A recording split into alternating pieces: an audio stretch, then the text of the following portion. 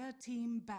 Alright guys, we are finally back for our next game here on line 2 of the CIS regional qualifiers for the Kiev Major. My name is Dragonjob, I'm still joined by Gorgon, and this time around Dire team we're pick. joined by two teams with some very similar scorelines for now. Vega Squadron and Comanche both with a 1-2 record after 3 games played, and I watched the last game a little bit as we had to wait for line 1 to catch up. Vega Squadron versus Hive, 10 and seconds Hive remaining. actually looked it was looking like they gave them quite a bit of a run for the money, 5 so seconds remaining. maybe they're not as solid as a form as a lot of people might have Reserve expected them time. to be. So maybe that's an opportunity for the Comanche to come in and sneak a win that could ultimately prove to be very, very important. Of course, if you've been following the scene, then you might Radiant recognize some of team these pick. names, and I've also been told that Ark is a Russian AK pop star, so yeah, we'll see whether they can translate that into some competitive wins here. Otherwise, a relatively fresh squad as well.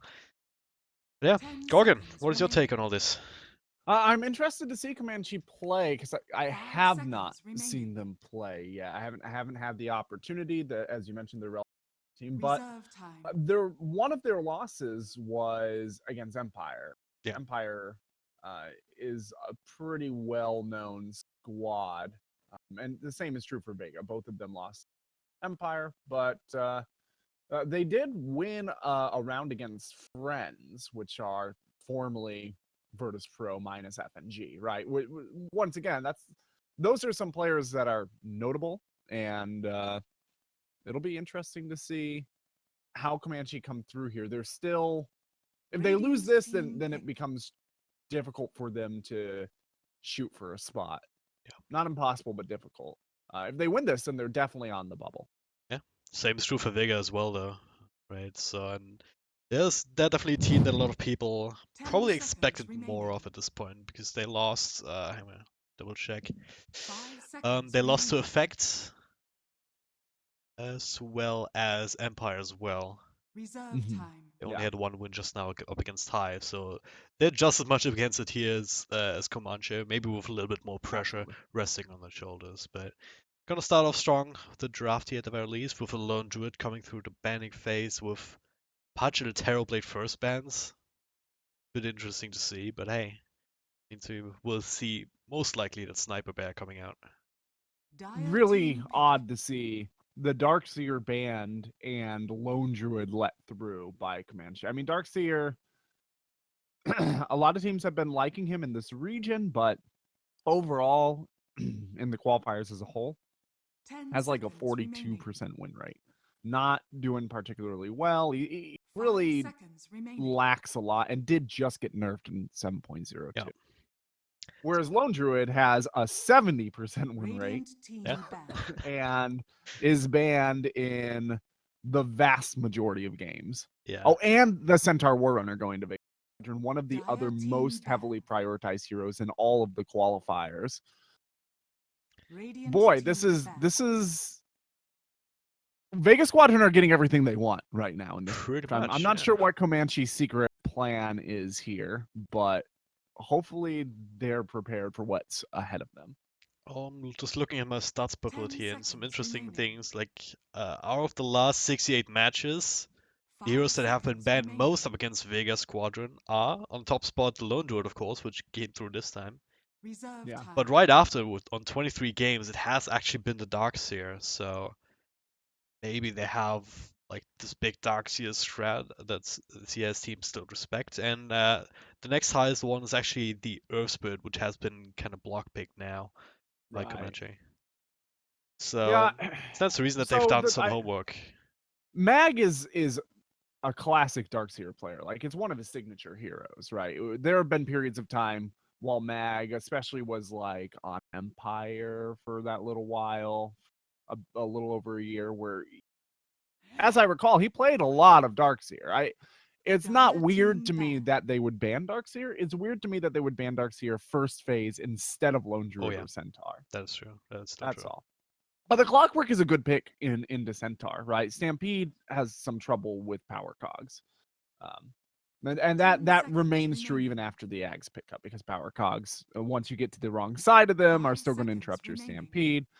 Also, the power cogs can be really good against the lone druid, especially the modern lone Reserve druid that time. doesn't use spirit bear as much. You can get very close and lock the lone druid hero away from his bear. Yeah. And do a decent amount of damage. Earth Spear, I think, is probably just a block / comfort pick coming out of Comanche. It doesn't necessarily do a whole lot into this draft. At least not right now. It's still gonna be able to put on an okay amount of pressure on the map early on, depending on what kind of lanes you put for him to work Radiant with, right? team pick. It works well with lanes that can actually provide a little bit of extra damage or follow-up control, so that you can actually make use of that early roll in into the slow, Dire team and pick. maybe soak some extra experience to get that level 2, so you have that extra stone follow-up as well. But might not be the easiest one here with two relatively tanky heroes / defensible heroes that Vega Squadron already 10 has. seconds remaining. Right. Especially if Lone Druid ends up in the safe lane, it's gonna have a support with him. It might be a little bit harder 5 for the seconds Earthbird to remaining. just roll past the bear on top of the actual Lone Druid. I've not caught a ton of Vega Squadron games since Reserve time. Cup, I think. I'm not sure if they prefer to run the lone druid safer mid, though. I wouldn't be able to tell you. Yeah.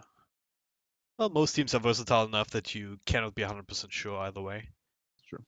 So, Rubik is the support star so far of the qualifiers as a whole. He's been tied for most played in terms of a hero across the entire qualifiers. Radiant team His pick. win rate, not great. It's very dependent on the player in charge of him, right? Yeah. If you've got a stellar Rubik player, usually your Rubik does well, but for everybody else, everybody who has good supports that don't specialize in Rubik, it tends to fall Dire team apart. pick. Rubik seems like a hero that's it's a hero where it's much easier to propel your team forward if you're already even, but it's much Yeah. harder to play from behind.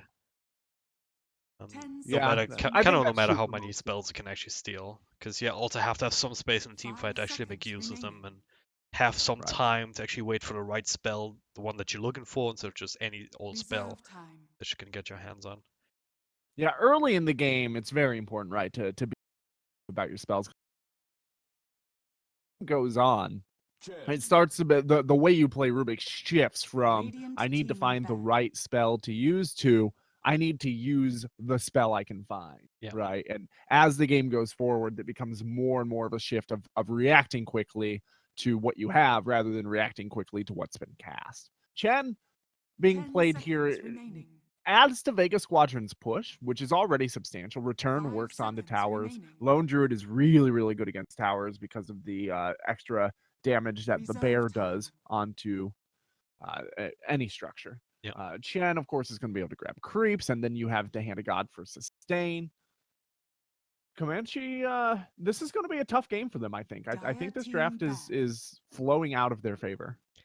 Yeah, I do agree, especially with this Troll Warlord pick, and like I've seen this crop up every once in a while in the CIS games, and I've never really been convinced by it. Even the games that they 10 won, seconds remaining. it's more that the rest of the team was doing well enough anyway, 5 and the seconds Troll Warlord remaining. isn't actually adding anything substantial to it. And I don't know, maybe in Reserve this time. game he'll find himself in a similar situation. I guess he's a helm builder, so he can steal one of Jen's creeps, and you can have the creep Yeah. walls going, but it's like a very marginal Dire advantage, and there's a team lot of pick. other heroes also fulfill the same roles of like a Juggernaut. And so far they have yet to pick up another hero that can really make use of his ultimate. So I expect something right-clicky coming out of mid. 10 But Vega seconds Squadron already remaining. banned out the sniper, which is like the most obvious hero that could fill that role. 5 seconds Yeah. remaining. So Lone Druid, or excuse me, the Troll was just Oh, wow. used pretty effectively. I Radiant think that team talk pick. about push, right? It was just used pretty effectively by Virtus Pro against that. So maybe I think we're seeing a bit more of it here in CS, you mentioned that, than in other regions. It Yep. seems to 10 fit seconds remaining. the quick turn on a dime reactive play 5 style of seconds CIS, right? remaining. Because if you get engaged on, everybody turns, you throw down the Troll Warlord's ulti, Reserve and time. you're able to turn bites very, very quickly if your team is well coordinated.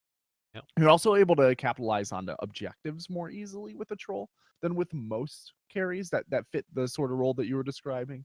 But there are a lot of weaknesses that come along with those somewhat marginal advantages. I would agree seconds with you that remaining. Troll is generally a weak hero. But at the 5 end of the day, it seconds really comes remaining. down to how well will this player do with the hero, Yeah. not how strong is the hero. That is true. The Timbersaw threw me off there a little bit because we already had the clockwork. It was probably a Timbersaw mid.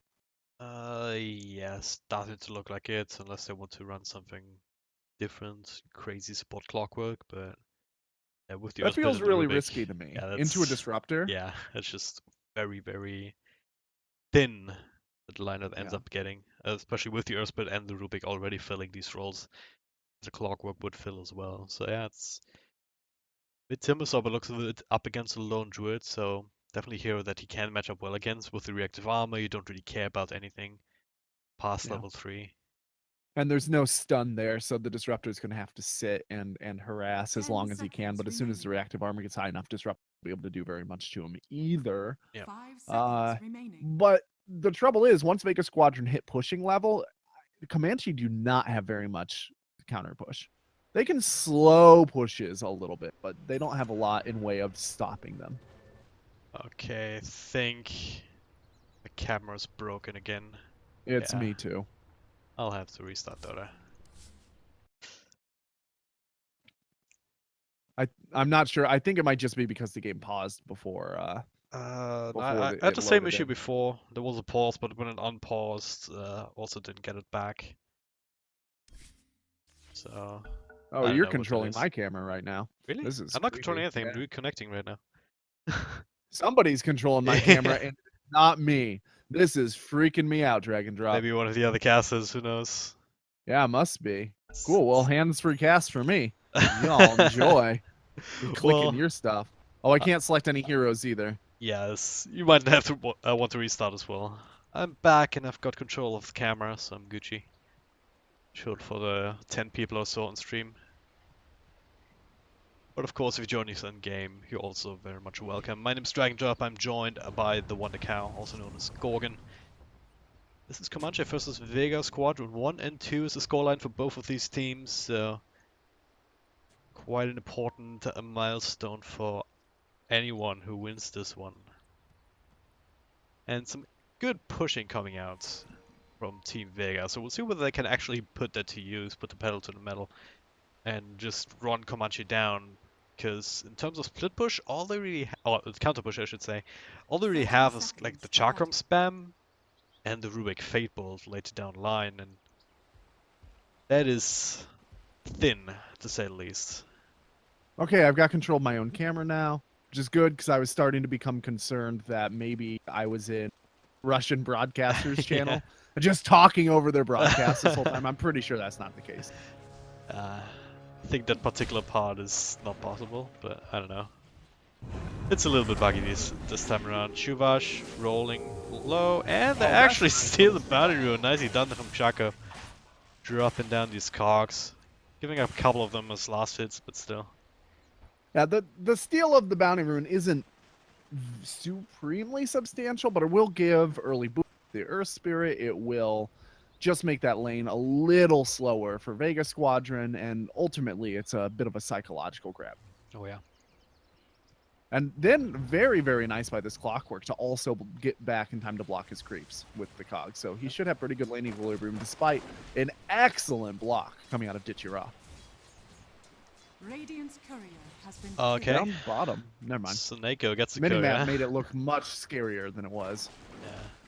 Yeah, it's a center. Nice. Like, it's very hard for Rubik to actually deal with him with or without the return level 1. He's still holding a skill point, depending on whether he needs to drop down a stomp. But yeah. It's actually going to be the safe lane Timbersaw and the mid lane Troll. Okay. I mean, I think that's fine. I think the troll handles the lone druid a little bit better than Timbersaw does. Can definitely contest last hits a little bit easier. Just being able to switch Yeah. between ranged and the melee form and Also, Pullman Shield has a similar effect to reactive armor early on. Yeah, ultimately, Timbersaw is not going to die in that mid lane, but is probably not going to get a lot. Whereas the Troll can sit ranged and actually get something out of the lane. Unfortunately, he did get his courier killed with a nice Chen rotation earlier that I missed. I'm not sure if he missed it, but I saw him walk this way. I assumed he was just looking for the bounty rune, and then continued on then towards courier. mid, got the courier. So already Snako, before the creeps even spawned for him, having an impact. And this is something that some Chens can struggle with, and subsequently just fail to provide enough for the team. It's like Yeah. a very, I don't know, very iffy having hero a Chen in that regard. your lane in a lot of ways. Yeah. Yeah, but in this case, he's using his opponent's jungle so that he's very close to the lane. He got his whole team a pretty substantial early game search of gold as well, which helps. And Troll's having a bit of trouble keeping up here in the mid lane. In terms of last hits, he is, but in terms of lane control, he's starting to struggle, and he's almost out of regen. All the venom on the bear, plus these extra couple of right clicks from the actual lone druid. Starting to take its toll. Still has itself available, and Kura is respawning in a moment, so he'll be able to have a bottle or anything ferried out his way if he wants to. Yeah, fresh They bear. are going to leave this Timbersaw completely alone, though, which is... I was concerned that this Timbersaw might not have a huge impact because the push is probably going to come out before that Bloodstone is read. And that's... the mana regeneration is very... such a cost-dependent hero or cast-dependent hero. But if they leave him completely alone for a good chunk of this laning phase, he might get himself out, get that Bloodstone early enough to at least contest the tier 2s, if not the tier 1s. Does Centaur give an can't do opening anything for against it. does give an opening for Mag to maybe try and get something else, but yeah, with the levels up into the what's it called, the Whirling Death, Up top, against the Seema Strength does Tier. go down Okay. for our first blood. Not quite. He actually managed to deny himself to neutrals. Oh, Big wow. stack Yes, happening he out, did. yeah. I totally missed that. I thought it was a... I clearly need to get more sleep than I've been getting because I thought that was a Chen creep, but Chen is on his goddamn team. Yeah. It's okay, guys. I got there with the camera at least. It's something. That would have been just as impressive though, with a chain creep denying your teammate. Yeah, But it's true. as it stands, it was just neutrals from this big stack that they prepared for themselves, and so far doing a decent job of actually securing, making sure that it's not being farmed up by anything on the other team. Taking a look at the rotation here, Seema is just gonna get himself dewarded right away. That's unfortunate for Vega. Vision at this stage of the game is very important if you are planning on running a... Yep.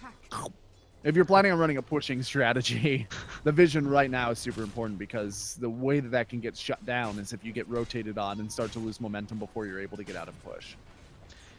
So far though, the map is black for the Dire side and top lane. They get Dichira who've lived into the cogs, but don't quite actually have enough damage. Sioma coming back, and the Glimpse of Chaco, and this will be the actual first blood, even though it's shared between a couple of heroes, with Chen also making a way around, turning this into a secondary kill onto Misha, and well, what do you know? We've got your heroes, you've got your creeps, you've got a siege creep, but not actually pushing this tower. Yeah, but look where Taking this Timbersaw is. He's planning on slow sieging this tower by just cutting the creeps.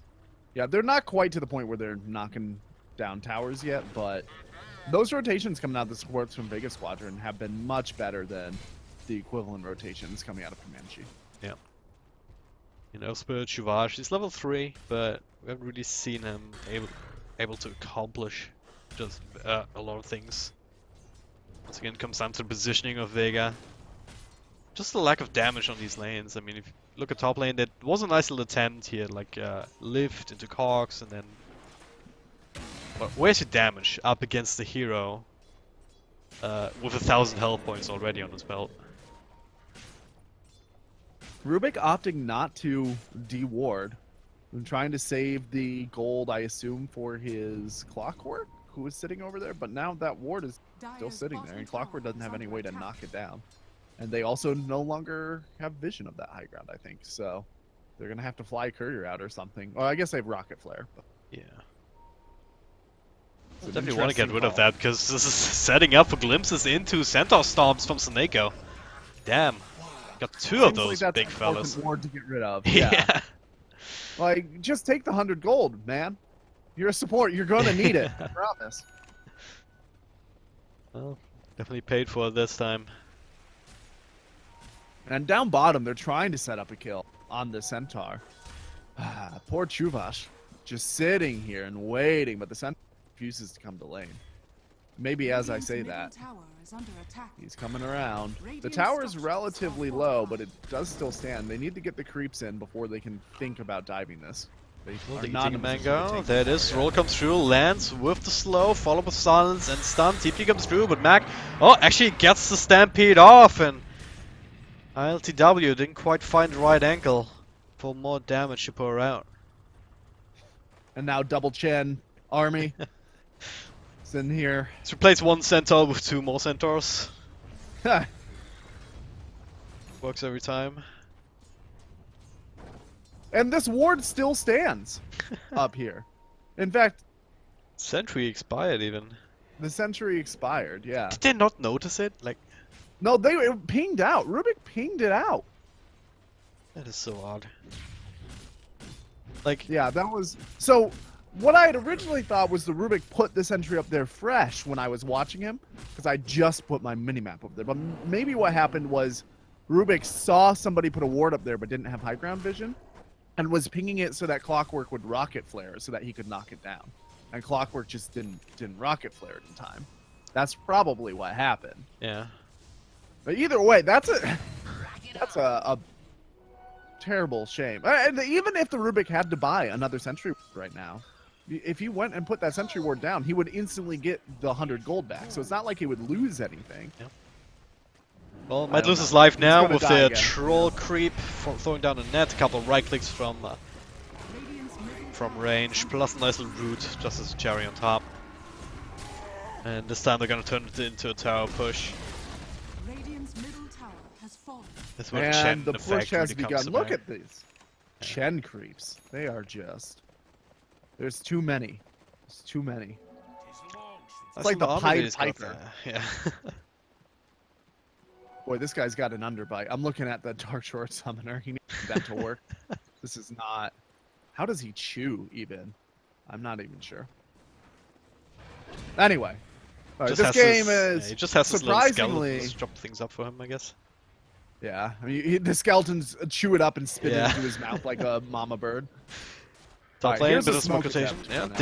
Ditchera, short range hookshot into Cogs. This time around they have enough damage with ILTW. Hand of God's not gonna be enough. It's actually the Cogs who finish him, so that's a good rotation.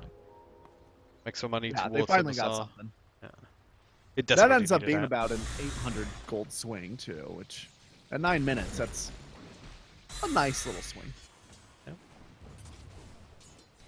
Chen Well, is still up getting there. pretty close to Mechanism, though.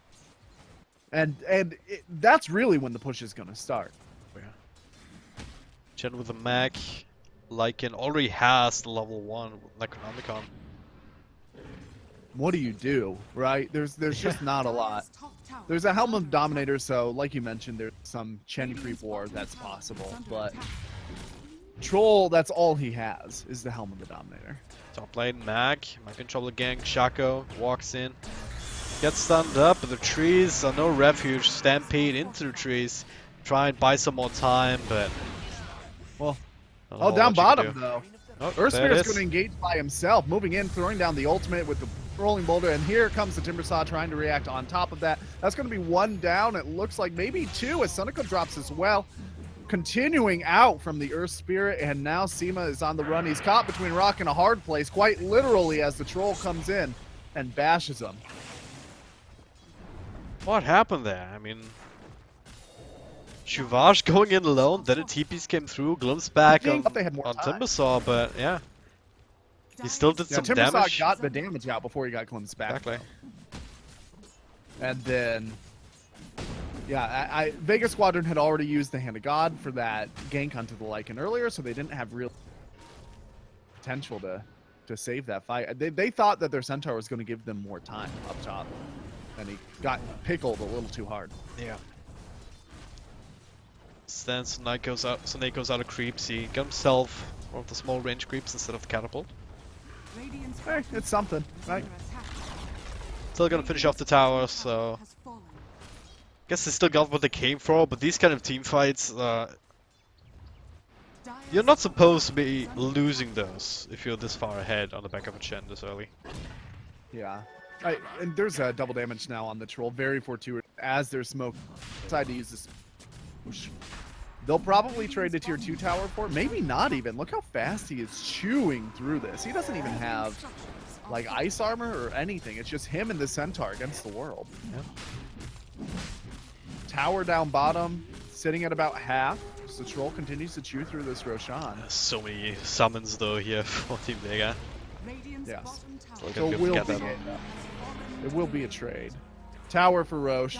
If you're up against a push team, I think that's a pretty decent trade though for Comanche. Got themselves an instrument. They wanted more. Arc misses those axes, but the stone still lands. Follow up of the center stomp, and that's an important kill to get. Yeah, it is. And also hand a god down to try and save it. They got that fight just on the edge of that double damage rune for the troll, so really maximizing the value of that pickup. tower is under attack. Dire's middle tower has fallen. Tier 1 to boot. Seems like Vega started to struggle a little bit here, but then again, Sunaiko still not quite there with the mechanism yet, and still has That's to great. rebuild his creep armies. So I feel like there could be another kind of power spike around these items. And of course, Well, also he like should a have third- had it already though. He Yeah. was close to it 4 or 5 minutes ago, and they really stalled out with that botched fight. Yeah. And that Comanche played that so excellently. They just forced out all the right abilities, all at the right time. And they're playing up against a very heavy push strategy. And they are not being punished at 12, 13, 14 minutes. That's a pretty good sign. Yeah. Now I've got a lot more time and space for the troll, as well as Timbersaw to get some more items. And in fact, LTW just now finished up his Bloodstone. That ends Yeah, up being that's a a very pretty good excellent time. timing. Absolutely. Yeah, granted, he was safe lane, remember, so it should be faster, but still a good time. And now they're going to be able to get a tier 1 tower. The bottom tier 2 was already traded. I'm not entirely sure what Vega Squadron is even doing down here. Are they trying to force a fight onto the high ground? I think they can threaten high ground if they see their own tier 2 being attacked by Comanche. Yeah, I guess. Like, all things being just equal, they still have the better tower hitting. Like, they have a level 2 Oh, Necrobolt, they have absolutely. like Howl, all the Chen creeps. So you can't just straight up trade a tier 2 for tier 3. It's never gonna be in your favor for Comanche. But at the same time, Comanche did just straight up get a free tier 1 because all of Vega Squadron Yeah. was sitting in lane. yeah. Maybe they weren't exactly sure where Comanche are. I mean, they have some good vision over the jungle area. But you still don't quite know whether there's smoke just waiting to jump you if you show mid. Yeah, it's true. There was not a lot of time that Comanche were showing on the map. So if you are going to push mid, you do need to make sure you have got good vision up, and you're probably going to lose somebody if they smoke in. Maybe it's just more risky than Vega Squadron are willing to engage, considering Radiant's bottom tower is they're under probably... I don't know. They can be sort of confident about their late game. I'll have to come Run back into to each it. other now. Beautiful stone initiation there, but the counter with the silence. Not gonna be enough here by the looks of it to kill anybody except for poor little Disruptor here caught inside the cogs. And now Earth Spirit here will be the counter kill. Digirock comes in, TP out from Misha, but ILTW is actually not a trouble. Has to deny himself. Chaco, last man standing in this area, trying his best to survive. Good cog placement, but Digirock coming from the other side. The TP comes through and he completes it. Really nice cog placement. The 100% was able to get away just because of that. Right on the correct little bit of the corner. Still, that was not the engagement that Comanche were looking for Yeah, at not all. quite. Had they managed to pull that engagement off, a tier 2 falls, they start to apply pressure. They got some very aggressive vision up at least, but Dire's bottom tower is under look at this attack. army again, Chen. It was a really good initiation from Chuvash, but then an instant static storm from Disruptor. Especially in that area, just breaking up the fight way too much. Another Just fight trading gonna up a happen couple here. of heroes, yeah. There it is, looking for more, so Neko in a lot of trouble. Yeah, he's got no mana. Should be able to track him down, no escape, no nothing. Mamas, don't let your babies grow up to be Chen players. Run out of mana and die when they TP in. Yeah, that Chen army, once again, needing to be rebuilt here is actually a lot more painful than I think is immediately apparent. Yeah. Right? Like, he had gotten a really good push stack, and it takes a while to make that happen. Yeah, you gotta find the right creep cannons, right? You gotta ask your team not to farm them as well. Right, that's the thing. Like, the more time that he spends on his side of the map trying to find the right creeps, that's time that his carries aren't clearing full stacks or they aren't clearing full camps, and it's time that he's vulnerable to being ganked with this aggressive vision coming out of Comanche. They see what's Okay, going on with the Centaur wolves, ulti. and now the Centaur Stampede, Blink on 2, Static Storm to follow. Troll Warlock caught in the middle of that, he doesn't have the agency anymore, but doesn't quite end up dying just yet. Mag, in fact, the first one to fall. Maybe not. He will die, in fact, to the Earthbird Ultimate. G's still there, though, and he does have a Maelstrom, and he shows us how good that hero can be, together with Ditchara, just bouncing left, right, and center, and they even bring back the Timber, so he dies another time, turning this into a full 5-man wipe. Yeah, there's only 6 charges on Timbersaud's Bloodstone now. This game just got a lot harder. Mac didn't even die. Didn't even die. Yeah. I thought he was dead for sure. Yeah, the fact that he managed to get away there is also pretty painful. That's going to be a whole just upgrade to the arsenal, or the armory as well for Vega. Like, now, not only is there a Blink Dagger on the Centaur War Runner, but it looks like he's pretty close to his Force Staff. The Lone Druid is pretty much in pushing mode. Let's see, how far away is Chen from Guardian Greaves? Chen's going Force Staff, actually, instead of Guardian Greaves.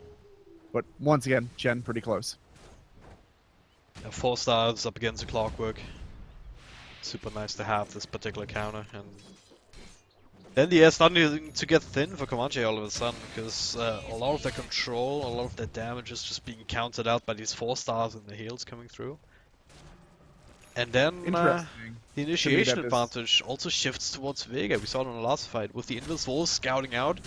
A perfect opportunity for Mag to just get the double stomp off into the follow-up Static Storm on 2 as well. Yeah.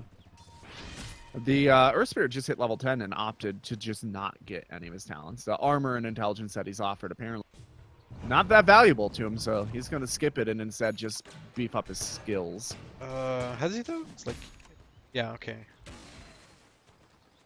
Yeah, he has 10 skill points. Alright. Yeah. That's a choice you can make. Yeah, I mean, honestly, 4 armor here, not supremely useful because a lot of the damage is magical, right? And the intelligence isn't super useful at this stage in the game. That'd be good for his mana. Yeah, you'll do a little bit of extra damage, but he's not really struggling for mana in most of these fights anyway. And the extra damage compared to the relative tank of everybody on Vega Squadron is a drop in the bucket, right? You've got Hand of God, you've got a couple of tank heroes, and you've got Howl. Like, who cares about the 2.3 or whatever % extra damage onto his spells? No one really. Exactly. He ends up doing more damage probably in fights just by increasing the damage that his spells do natively at this stage. Wolves are scouting this out. ILTW, very juicy target to bring down. They're going to drop the Static Storm to make any sort of help completely impossible. And now Stampede glimpse back. This Rubik also taking the spell just like that. And Ditchara, he finds Jaco. But he was already on a TP out. Just like that, look at this. Chen has an army. They have a bear. They have some wolves and necro creeps. This little dead tier 2 if I've ever seen one. Yeah, this Timbersaw's next to useless at this point. Yeah, he's got Boots of Travel, but he's got no mana regen relative to what he... 14.6, he only has 4 Bloodstone charges. That's an expensive item to be useless at this stage in the game. They need every little bit that they can, especially on these cores, to once again just have some counter push available in the first place. Trying the best to get something else out of this, but so far, yeah. Vega The 4 staff's in completed position. on Centaur. I don't know how they'll ever catch him again, to be honest. Unless he like jumps into a Rubik telekinesis and they just kill him there. And all these force staffs are just going to make the clockwork so much less valuable as well. So you already have the timber saw. Relative to his net worth, very low value as a hero, just because the bloodstone is not paying for itself with charges. Yep. Now you have the clockwork relative to his net worth, also pretty low value because the force staffs are starting to come out. The troll, I think troll's still keeping up with the value that he's supposed to have.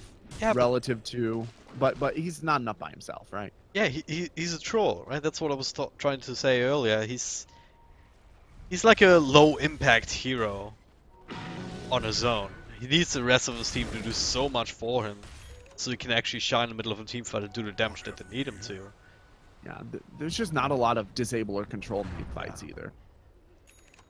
All he has really is the Helm of the Dominator for sustain and some extra stats and whatnot, and the Sanjin Yasha for like the same thing. It's also a bit of a non-item. It gives you a bit of everything, but doesn't really change the way that you can play it. It's not like a basher or something.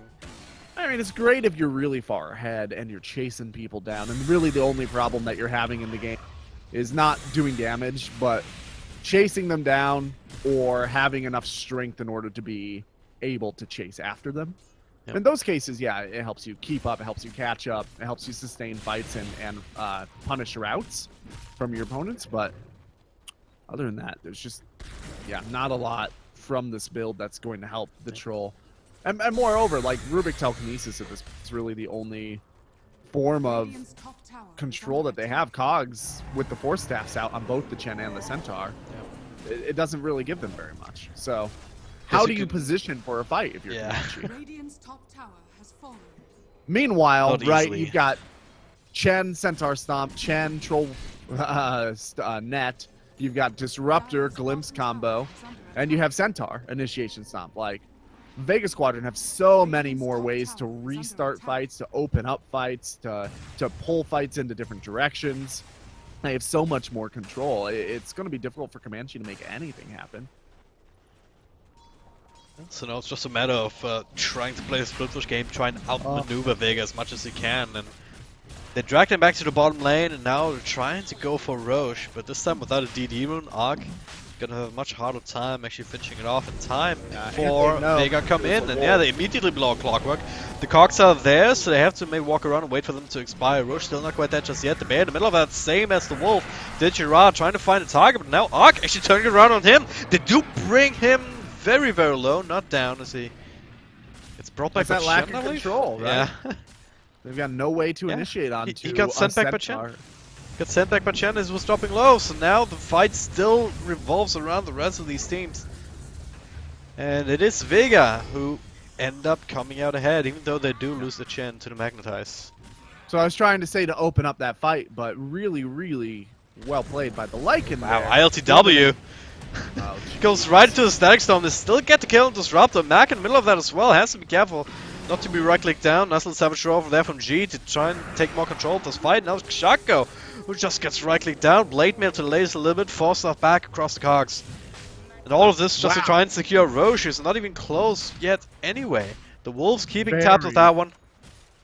Very, very bold of this troll to still be in here, trying to make this happen. And there's still some good initiation there from the center if they can find an angle. G can provide all the damage that they need. There they go. They're gonna go in, try and finish up Arc. A couple more right-clicks should do the trick. G with the BKB doesn't really care about the cogs, and there it is. They finally bring him down. Roshan still bashing away at everybody that can get his claws on. The Girard coming back into the fight with another ultimate at the ready just now, being tracked down by Rubik as well as Earth Spirit. Doing a decent amount of damage. Actually, they do bring him down with the help of ILTW. That's a great kill. This might very well finally turn this team fight squarely in favor of Comanche, but then again, still gotta remember, there's a lone druid. It's not just the wolves, but also the bears, but there's also Timber, so finally coming into the zone. They get another one of the support staff, and he's not done yet. He's looking for Seema a second time. The hook shot across the whole map! Tower is under Shako Okay, well, legitimizes his existence in this game. I mean, end of the day, That works out for Comanche. Somehow. 3,700 net worth swing in their favor. Experience swings from negative 4,000 almost to positive 2,000 for them as well. And they're finally going to be able to move in and get roached. That fight took too long, and Vega Squadron, with all of their sustain, didn't have enough. Somehow ILTW, who was able to stay alive throughout all of that, and always be there at the right time somehow to just provide that extra bit of burst damage. To kill off one target after the next. Yeah, so that was the sort of fight that actually Comanche should do really well in, right? Because we've been talking about how Comanche really struggle with lack of control. But if your opponents are forced to keep coming back into the same area over and over again because they don't want to give up an objective, for example, Roshan, then you don't need the control because they're going to come back in of their own volition. Yeah. And that's basically what happened there. Their opponents just continued to run into the meat grinder, effectively giving themselves into Comanche's superior overall damage. Yeah. Definitely ended up working out despite that one big carry hero arc going down in the middle of that. That fight was long enough that he came back, though. Yeah. You know what I mean? Like, that fight was like a 4-minute long fight. That was such a long fight that you couldn't even highlight it because Pretty you much, couldn't put it up on Twitter or whatever, you know? Well, now big boost of the Aegis and that extra gold from that team fight. They're gonna look to turn that into something more, which is the tier 2 down bottom already. Nibbled away at it a little bit earlier. And Vega, they don't want to fight this whatsoever. That they're trying to push on the middle lane, force them back. Don't think they push faster if they set their minds to it. Yeah, I don't know if they want to make a trade at this juncture. They're supposed to be ahead, and every little bit that they fall behind in is going to make it that much more difficult for this draft to really work. They are going to get a lot of this tower without putting themselves at risk at all, though. The mid tower dropped to a quarter of its health. The Jira was just able to scoot on out of there. That's an interesting hook shot. So that's a cooldown, I guess. Power of the Lycan. Making sort of a trade out of it. You got to be very careful if you're going to group and push up against a Lycan, a Chen, a Lone Druid. Any one of those heroes not being where you think they are is a good chunk of one of your objectives. So I just kind of want to scan through the items. We're talking about how this blood zone had gotten so low, but that last fight had so many double deaths that he's back up to 11. So Timbersaw suddenly went from being relatively like one shot and then he's out to once again being sustainable in these fights, and now he has the Ags as well. So if he did not have the extra mana from those bloodstone charges, he really wouldn't be able to use it. Yeah. It's like a very cost intensive or mana intensive thing to be building. You'll be able to put that to good use, I suppose, especially if they can find another fight like the one around the Roche Pit. They can isolate 1 or 2 heroes at a time and then just go in, nuke them down, and then reset, recharge a little bit of mana, and then go again. Alright, so I gotta ask you, how does Vega feel right now after such a devastating loss? I mean, they've been trying to stabilize a little bit, just trying to slow it down, farming up some extra items. Fight into the Roche on that troll, or into the troll. That's pretty devastating, and he's just gonna walk right into a Lycan. Once that Aegis drops, you don't really have to worry about it, right? They push much better. All Vega Squadron really is one good fight, and then they're taking objectives. Whereas Comanche need a good fight next to their opponent's base. Comanche a little bit later, the TP's there. It's a giant army coming through, so a bit of damage being done. G actually caught with a lift. Do they have follow-up? No, Chen sent back was already there. Nice play by Sonico once again, and then he will give himself up for the cause. Salvus was all of his creeps once again back to square one on that. Oh god, what? Just dead Okay. He tried to use his ultimate, and Troll killed him before he transformed. That's not something you see every day. Yeah, that's probably a Centaur War Runner ult time. Rather than trying to get the movement out of shapeshift, Yeah. just do the thing that's instant, because now they're going to lose a tower. Dire's And, middle tower is under well, Lycan, wow, he respawns fast. What has he got, a respawn talent? Yeah, minus 25 times? Okay. These talents are so ridiculous. These respawn talents. It's like, what the hell? They're only good on like 2 or 3 heroes. Yeah. The 2 or 3 heroes they're good on. They're really good. Two of them are in this game on the same team right now, I guess, right? Yeah. At least one of them, if definitely the lone druid, who's Yeah. already got his minus 40 seconds. Especially at this stage in the game, right? That's a 32 glimpse. minutes. Stomp will connect, but Clockwork already got the force stuff back out, so no follow-up potential. And the hoof stomp stolen by Rubik. That's super useful to have. It's a great spell from to have, but there's a huge wind-up for Centaur, right? It's like almost a second long, the wind-up. But for Rubik, he doesn't have that cast animation. He instant casts it. So, unfortunately, Rubik does not have a blink dagger. But if his opponents come anywhere near him, they'll be given what for. Well, they won't know what hit him. Oh, they should know, considering that. They should have called it out. Oh, hey guys, you got my stun. Well, with the smoke up here, they realize that this Aegis is gone by now. Drawing a line straight towards the jungle, where they have some vision to play around. Yeah, they really want to get in and make something happen here. This is probably the right play. Hang out on this high ground for a hot second, just to see if anybody walks over. They don't want to give up the high ground advantage potential in this fight. If they don't have Well, to. they're There we still go. doing the blink stomp forward on the Rubik. But now R comes through here, just chopping through the Disruptor. He'll be the first one to fall in exchange for the Rubik. The hook shot here on the back to isolate the Lycan. Well, who needs control spells? You can just bash and caulk your way out of any situation. Yeah, this game got way too far without Vega Squad high ground. Really, their whole strategy, their whole draft was situated around like, oh, we'll break high ground, and then our opponent will have difficulty dealing with the split push, right? The lack of control doesn't matter at nearly as much at this stage in the game, as you're almost always fighting around objectives. Granted, that last fight was not around objectives, but it was just too fast. Yeah. Is basically what it comes down to. That was even without G, and at this point G is their primary damage dealer, so going into a fight like that and finding more than one hero, you're not gonna get out of there alive without him. Yeah. This lone druid, if he's not with them, I'm not sure that they can really win a fight anymore. Troll is just too far ahead. Yeah. Right? They can't kill him. He's got a Scotty. They can't get away from him. At a certain stage, you have enough slow and maim, and he moves really fast with a phase boots and a Yasha, right? Yep. At a certain juncture, it's just, even with the Lycan move speed, you're not going to get away. He's looking for There a we go, target Troll's here. gonna He go ahead and finds G, pops his own BKB, and now, okay, the root comes out. Can he actually man fight? He's trying.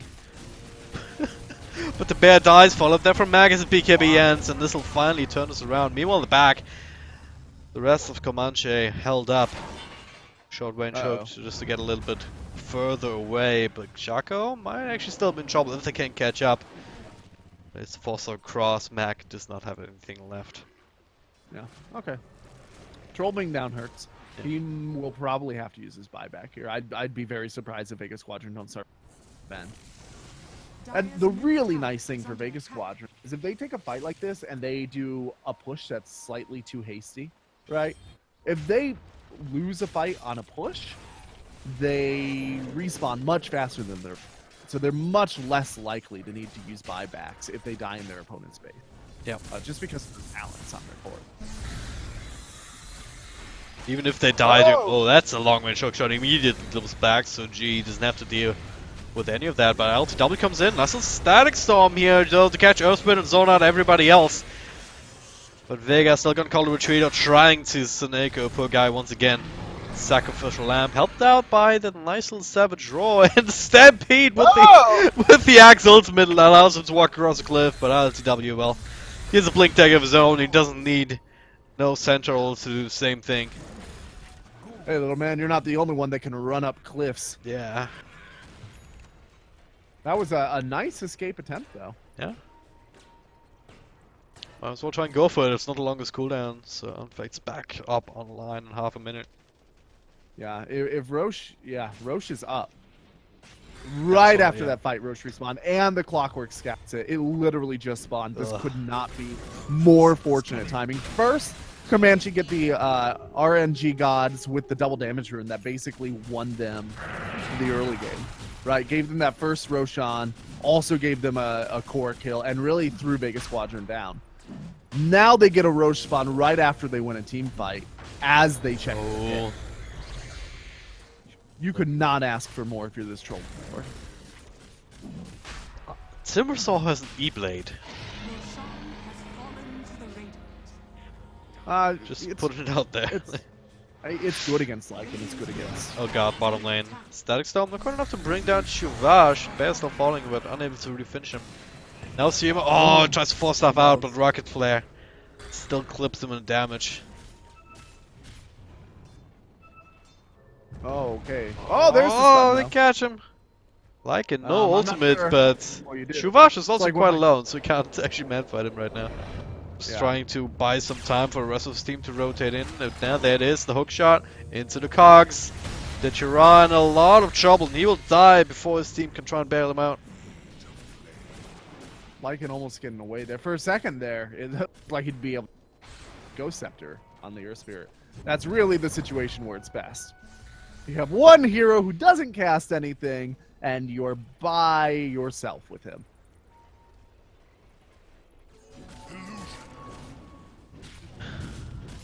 Oh, So cheese on the Clockwork. Oh, okay, Troll. Well, that was a spend bit of a Aegis. waste until they can turn this into a team fight here. They catch Mac with the cogs, but force stuff out. All Oh. they really have to go with is the bear. And some 300 gold for Arc.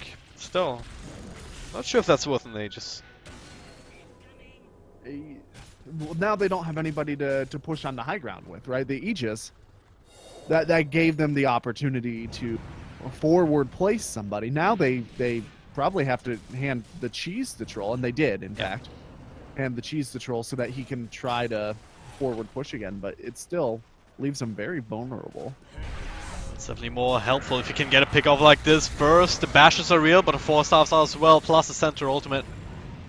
Stampede giving them the ability and damage reduction that they need to just disengage now. Glimpse back to Chivash, immediately blink out. Stacks are already down, so that's a waste too. Shako comes in with the hook shot, 4-star back, right into the loving arms of Arc, but sent back on Disruptor also keeps him alive. Meanwhile, G trying to do what he can here, just chipping away at these heroes from range. Kumiko has been as good as an IO this game. Oh, glimpse back. Arc is there as well. Now once again, a man fired up in the G, but it doesn't have the BKB, so he gets stumped up. Arc falling low and he will die after eating the cheese even. Great win so far for Vega Squadron as they also finish up the Earthspread. And now ILTW, well, gets himself a free bear. Post troubles at the very least, but still. Vega coming out ahead, holding their base, getting a couple of crucial kills, and more importantly, buying them more time to stabilize. Comanche, out of that fight engagement, got a lot of net worth, though. Vega Squadron reclaimed a bit of control regarding just the pace of the game, but Comanche are pretty far ahead, and the Timbersaw has managed to recover startlingly well. Like, he's 6-slotted. He's got himself 17 Bloodstone charges, so even if he dies once or twice now, it's not the world. This has been a really great turnaround by Comanche. It's still Vega's game to grab back entirely. They've been given a chance. They can start to reestablish some map control. But as you said, do we have to worry about ILTW now? With the axe especially, and the counter push that we mentioned earlier, it is definitely there. So you can easily get rid of creep base between these double chakrams as well as the Fate Bolt. Yeah. And The Fate Bolt Vega, damage reduction is pretty good at high ground defense as well. I think people underestimate the The amount of that damage reduction can do. Okay, clockwork. Hook shot, initiation on bottom, couple of chakrams, 4 stars back and forth, and now the Stampede once again just to disengage. LTW sees it as an invitation, gets glimpsed back though. Oh, the hook shot! They fight him with the rocket flare! And Centaur Warrunner should end up falling here with Arc right next to him, and he does. They just can't make these clean escape happens across the map. Not always, anyway. They're frequently getting the most important, but they are also doing so at the expense of their least important. Yep. Seema just showed himself by right-clicking the shrine once while he was warding. I'm not sure if that was on purpose or not, but the fact that the mid-tier 1 has dropped does give some shrine money potentially to Vega if they get out and make that happen. And considering they are pushing, well, they're about 5,000 net worth and behind right now, so an extra little surge of gold from the shrines would definitely be helpful. It's like 1,500 gold total each shrine. Something like that. Oh wait. I don't know. It gives 150 what, 150 times 5, right? per person, so Yeah. times 5. My thrift reward. So So 750. 750. It's pretty good. Yeah. 1,500 for both shrines if you manage to find them all. Right. Yeah. Like, you know, that's half of their disadvantage almost. Yep. Right now. You can cut your opponent's lead in half, and now you have a tier 1, or excuse me, you have a tier 3 down and they don't. Radiant's bottom tower has fallen. Whew! Lone Druid's working on a Bloodthorn. That's an item that's a fair distance off. He's got to say buyback at this juncture. He does, yeah. Bloodthorn does not make him any more survivable than he already was. Thing is, so far he hasn't really been dying much lately. Or at all this game, only 2 deaths on his belt. Been able to stay alive here thanks to all the 4 stars and stampedes and whatnot. Yeah. Yeah, it's the Chen too. He sends people back with such consistency. Kasonako's such a stellar support, and his game sense and awareness is tremendous. Boy. And this is definitely what you need in your Chen player this late in the game, where all the creeps that you can get are way less effective. You can get these all creeps, right? This Alpha Wolf is useful still for pushing, if you can keep it alive, but no Aghanim Scepter means you can't get these big ancient creeps that give you like 15% extra health, like this Granite Golem. Yeah, the Wild Wing Ripper is great up against like a Troll War, right? Extra 3 bonus armor. That gives all of your carries 18% effective HP boost into a Troll Warlord. 18% effective HP boost is nothing to scoff at. Is that much, really? For 3 armor? It's that much. 6% per armor. Yeah. Like, granted, it doesn't give you any boost into magical damage, so it ends up being much less than that because most of your heroes are going to take some magical damage before they, for a certain portion. But you know, even if half your hero's HP drops from magical damage, straight up nuke, you still end up getting 9% effective HP in these fights. That's a lot. Wild Wing Ripper, it helps late game. Absolutely. For The sure. unsung hero. Might all make a difference at this point, but Yeah. That 15 attack speed ain't nothing to scoff at either, especially. Oh, well, Ark knows about this. He's just gonna clean up house here, so no more Wild Wing Rip. Stampede to try and catch somebody, and Ditchira also uses ultimate, but Shaka actually keeping tabs on him with an Invis rune. And now, turn on perhaps, ILTW feeling very strong, but now taking a lot of damage in return. Ditchira finishes him off. Shako hookshot into the back, but he's left alone by the rest of his team. Ill-advised initiation there, ILTW is a little bit too audacious there. Lone Druid did not say buyback, but it ended up working out for him, so I'll bite my tongue on that. Now Timbersaw needs to choose an item to get rid of in order to silence, because otherwise he will just never live through a fight again. Yeah. Right. Which item would you replace right now, actually, on Timbersaw? So hard to choose. Probably the Ethereal Blade. Yeah. I think the survivability is much more important than... The survivability of not getting silence is more important than the survivability of being able to stand next to the right clicker or stop a right clicker from attacking. Spirit is also working on a sheep stick, and he has a sheep stick now so that he can... instead of using the ethereal blade to stop one of the opponent's cores from attacking, he can use the sheep stick. So it's not like he doesn't have solutions. Yep. But if he doesn't survive long enough to use it, it doesn't really matter. That's true. Well, right now he does have that Octarine core boosted up, which doesn't help him, keep him from getting silence, but can still help him survive quite a bit more. Yeah, Roshan this time in the hands of Team Vega. Aegis and Lone Druid and that's the cheese. Oh, the wolves are scouting this out. The troll is here. Does not have a TP out of his backpack. He's going to be blinked on by the centaur, and immediately everybody collapsing on him. Troll Warlord going to go ahead and pop the BKB and fight, but that just means that if he buys back, he doesn't have a BKB to defend the base, doing everything that he can, just right-clicking as hard as he can, perma-stunning this Lycan, but there's so much more damage coming from the rest of the team. And he does not have buyback. 90 seconds without the carry. This is starting to look pretty grim for the Radiant side. This is potentially devastating, considering how fast this team can push. He tries best to stay alive with the Satanic and everything, but as you said, just without any extra support, no way it actually works out. So now it's down to the rest of his team to try and hold this push for as long as they can. ILTW already on the way back now, and look at the chakrams cutting down half the trees on the map. God Centaur. This is an active defense here. They want to look to wrap around. Shaco finds the hook shot on one. Buyback comes actually did get enough money and came off cooldown or whatever. So it does come back into the fray to find Mac first. Shaco might give his own life for sins, and he will. Thanks to the static storm, but a lot of damage still being done. The Aegis being triggered by G. Also claim disruptive support and looking to finish off the Lone Druid a second time. Triple kill for Ark as he comes back, so this money that he's getting is severely diminished. But it's still a defense that they needed to make exactly this way. Yeah, it's still a good chunk of money. Like, yeah. Oh god, they find the Chen. Ouch. ILTW finds one, and Ark actually finds Stitchera all the way on the other side of the map, and now it's Comanche who ends up poised to push down a tier 3 tower. Comanche have been playing around the environment. Oh, okay. Oh, wow. Very nice play by that was a very preemptive glimpse. Yeah. ILTW is still in the midst of the base. They can't actually touch him, can they?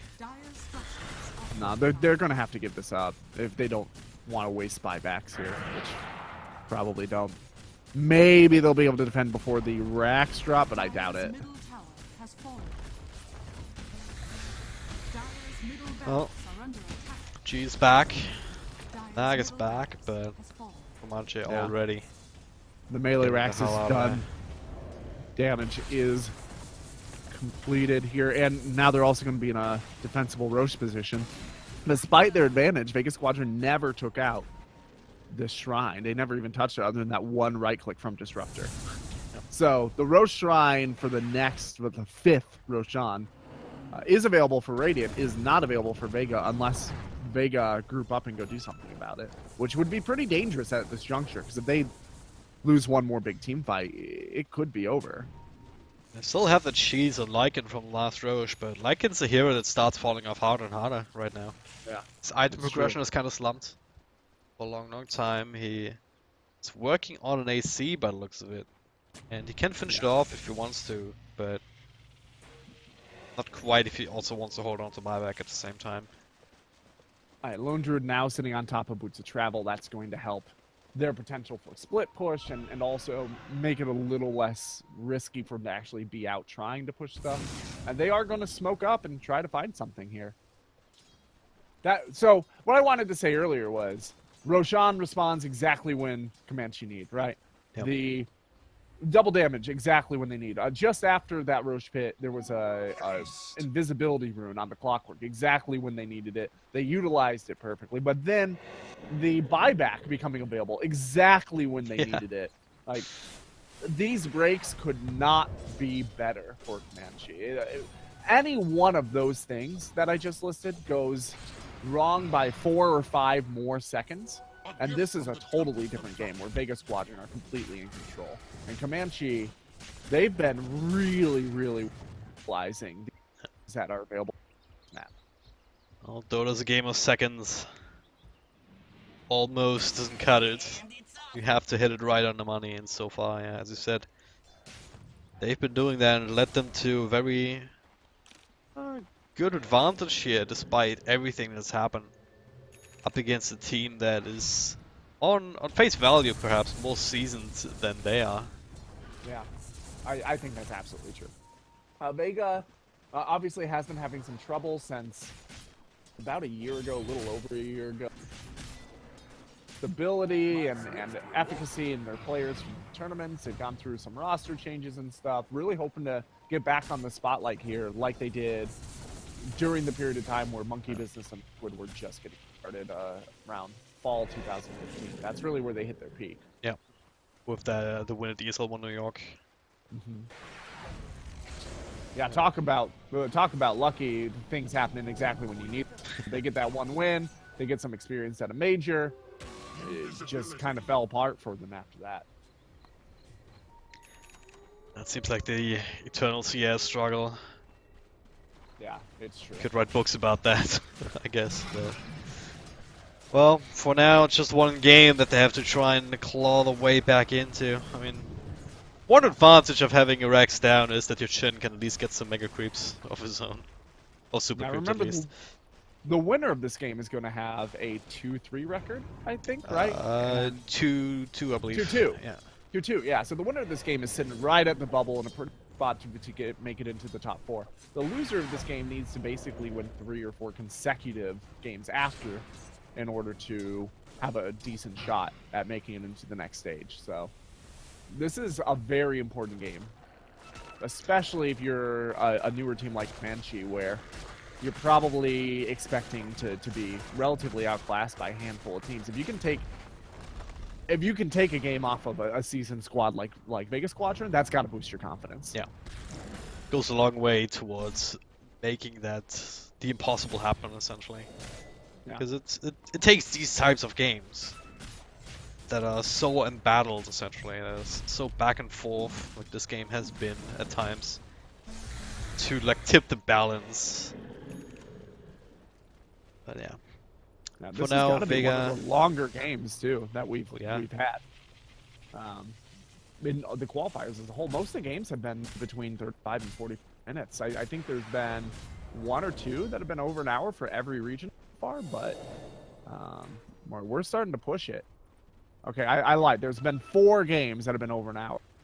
Several of them happened in the middle of the night my time, so you'll forgive me. Oh, one of the other games that went over an hour was a Vega Squadron game too, by the way, against the Fact.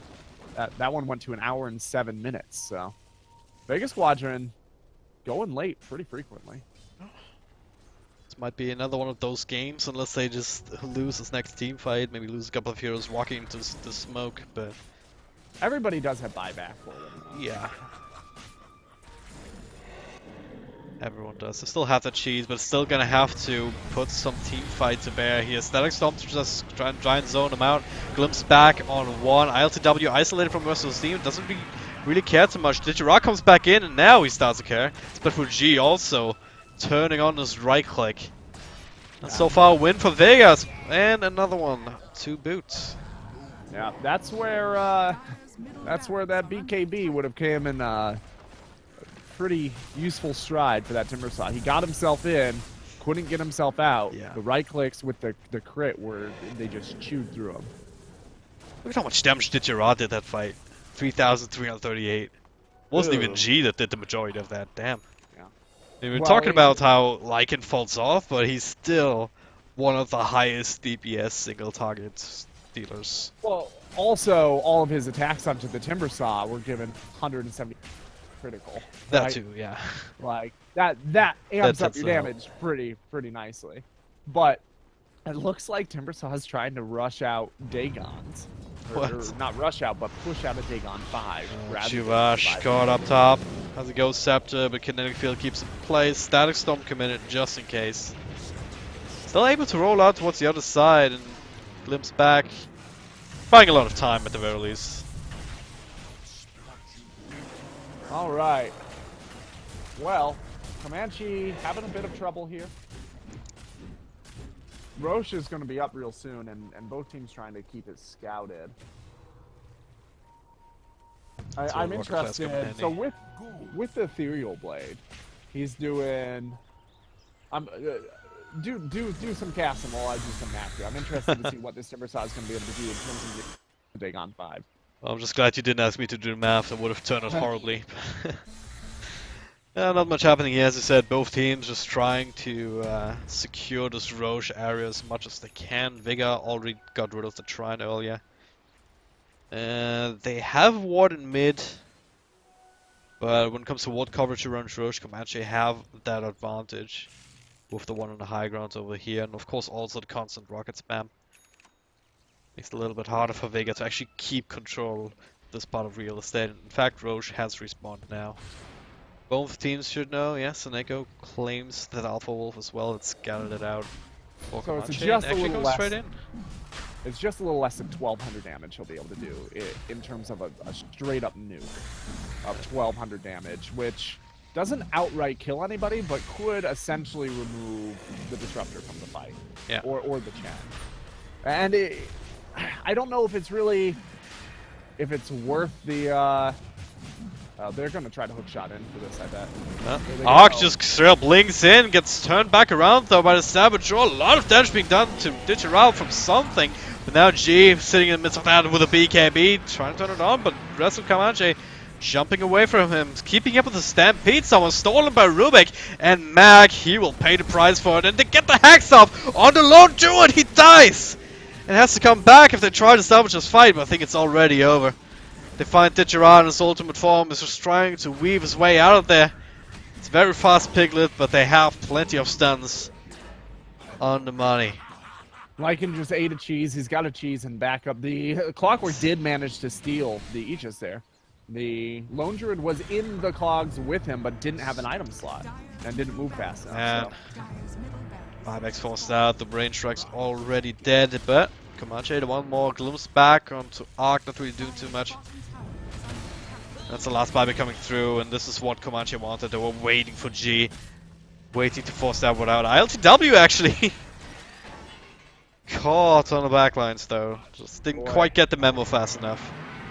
Vega one more, Stampede forward, they seek Sako, can't quite Stampede over the cogs. It's only decreased for now. Mag, link across, TP through, and yeah, with the Bloodthorn from G, TPing in onto one of the creeps. They'll get that extra collateral. Okay, so all buybacks down for Dire. One big team fight, and Radiant gets another lane. Maybe they win. They don't. Nobody has Aegis, but there is still, I think, cheese right on to the. This one on Lycan in his backpack. Yeah. Okay, yeah. Lycan looking to upgrade his boots here pretty soon. I think so. He's been sitting on brown boots forever. Yeah, I think probably his next item is boots of travel. At this stage in the game, if you boots of travel, you want to fight in your base. You go out, you push down a side, right? Hell, might even see some crazy base race shenanigans. Yeah. Yeah, we might. We're pushing 59 minutes, so we're about to be the 5th longest game so far in the qualifiers. That's a score. That's a record board that I want to have my name on. That's for sure. Lotus Orb coming out on the Chen. I'm not sure when that came out, but that will help against the Spirit. And not only will it reflect all of his BS, but it will also purge off his ultimate. So you've got a lot of ways to mitigate that Air Spirit at this point. It's late game in a nutshell. You have all the ways to deal with what the other team has, generally speaking, as well as the draft that actually permits. Question then just becomes who gets the jump on who actually uses those capabilities at the right time and right position. Yeah. And it looks like Vega Squadron want a lull, but they're about to have... They don't have Seema. They do not have Seema. If Comanche finds something, there it is! Kishako with the hook shot onto Lycan, setting up for something else, but the Stampede comes through. Stolen Stampede still from Misha, allows him to keep up, and they do get the stun up on the Centaur. T-shirt down ticking up, maybe not though. Sent back from Soneko. Water Monster. Shaka with another hook shot on the back of that Aghanim, but only on the creep. That could have turned into so much more. Yeah, and now it's just nothing. Everybody walks away to their corners. Soneko I mean, without that Chen on this, or excuse me, without that Centaur on this base defense, you're looking at very, very risky trades on the high ground. Maybe, you know, one hero makes a false step without that Centaur because you don't have the initiation, and the whole game comes crumbling down. Seneko very realistically could have just saved the game with that save. Still up against it here. None of them have buyback as Chen has 50 gold, but it doesn't matter whatsoever. They're trying to bait somebody to come out of the base and farm, but very smart. Coming out of Vega Squadron, just sitting, resting. Chen did go for the gold per minute, so every minute that he's sitting in his base, he's catching up. Some hacked plays here as Earthspirit shows off his own cheap stick. Now just poking and prodding on both sides now. Arc, the only one up top, just do some chipped infantry tower. Could get glimpse back perhaps into a stomp. There it is. Mac tries to go for it, doesn't get it off here. The lid from Rubik interrupted. Meanwhile, Comanche Chuvash in the back here, controlling up the rest of Vega. He's trying to keep the front lines divided, but now the rollout will be successful. Mac finds a stomp now. Static Storm, when it's actually Troll Warlord who dies first in this fight. Nexus are back, and ILTW is still very much alive and kicking. Stone Static Storm creates a little bit of confusion, but it's Vega Squadron who are coming out ahead so far. Digiral looking for more. Lifted inside the cogs, now 4-staffed out of it. Still has the cheese if necessary, and somehow Clockwork dies to shenanigans coming back, and they really want to commit to this. Multiple buybacks. Arc already back in the fray, but still haven't killed a single one of Vega's heroes. Now they have, I guess, with the Dagons coming through. Yeah, it's a bit of a burst. Alright, and now in the middle of the base, but G, he's striking it back. Digirai, it's a chase, and it's Comanche who's forced back out. That's a dieback on the Troll Warlord. Dieback on this Earthspirit, I believe, and if Clock dies, well, guess what? There'll be a dieback as well, but he's somewhere else entirely, so... So, I don't know if you noticed, but God. the Bloodstone is what Timbersaw got rid of in order to stay on 5. Arguably, he would have had the mana to get that Disruptor kill without the Dagon if he had the Bloodstone. And also, his respawn time would be much lower. I don't know if I agree with this. I'm really confused about that decision. He's going to try to blow up. Almost does, but he just doesn't have the damage. That was like 1800 damage or so? Yeah. Close, but not close enough at this point. Yeah, So. if he had gotten both of the chakrams to recall as well during the Ethereal Blade, maybe he has enough. Like, I see the theory. The theory is that if he executes just right, he can erase one of the carries entirely. It's a good theory. I mean, remember, there was that game where Egypt bought mass Dagons. I remember that game. That was one of amazing. the best games in Dota history, and it came on the back of a Dagon late game strategy. Yeah. It can really work, but you absolutely have to have the damage to erase them. Just if you don't looking have to that glimpse damage, back here, he gets it to Stack Storm, dies immediately, no buyback for him. This is how the cookie crumbles. GG has to be called. Yeah, there's no way to defend against this. And oh, friends, this is why you don't aggressively buy back like that. Well, remember, all their opponents' buybacks are on cooldown, so if they had managed to make that work, absolutely they win the game right there. But still, like a high risk, high reward play.